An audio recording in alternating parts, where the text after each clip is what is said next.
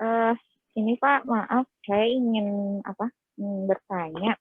Sebetulnya promosi dari manajemen itu untuk proses approach and risk-based thinking itu yang terbaik yang seperti apa ya Pak?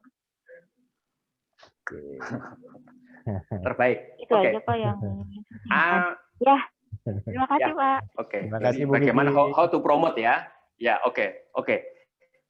Jadi memang klausul itu memang selalu yang saya nongolnya di versi 2015 ya.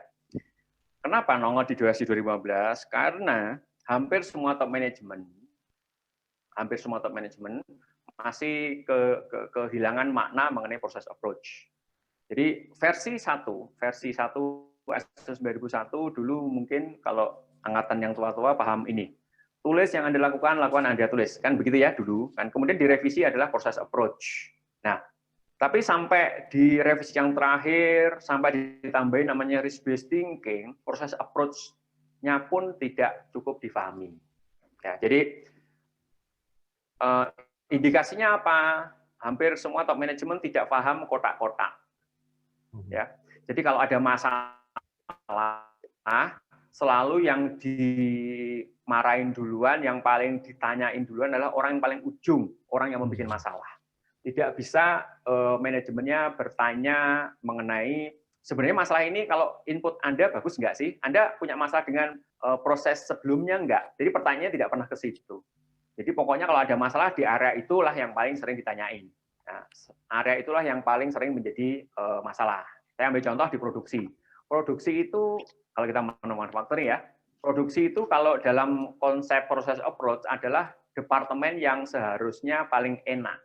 Karena apa? Karena kan produksi itu akan bekerja sesuai dengan input yang masuk. Input schedule, input mesin, input das, input orang, input SOP. Nah, kalau ada masalah, misalkan efisiensinya rendah, reject-nya banyak, rework-nya banyak, overtime-nya di luar rencana, pasti mungkin input-nya yang bermasalah.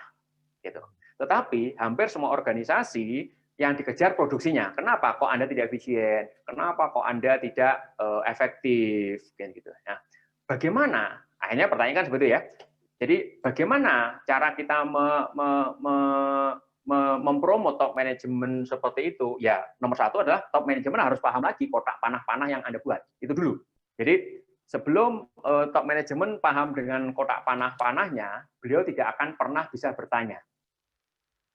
Karena kan mempromotnya begini, kalau ada masalah di depan pasti beliau ya. Kemudian kalau ada suatu proses pasti dia akan mengajak proses itu untuk memuaskan next proses. Jadi kalimatnya itu, apakah pelanggan Anda sudah puas dengan pertanyaan, dengan KPI, itu salah satu metode yang bisa digunakan oleh top management terkait dengan mempromot proses approach.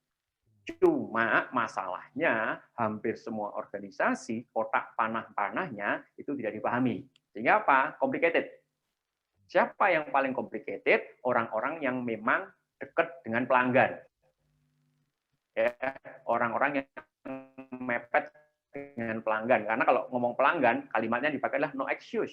Ya, tapi kalau di dalam masih bisa diskusi dengan teman, masih nanti. Tapi kalau pelanggan, yes, no, dan no. Akhirnya apa? Tanpa ada proses yang hijau yang membantu suatu proses, pasti proses itu akan menguning atau memerah. Nah, top manajemen harus paham itu. Jadi sebelum bicara mempromote, beliau harus paham dokumen bisnis proses mapping itu. Begitu jawaban saya, Bu Kiki. Ya, oke. Ya. Semoga cukup membantu.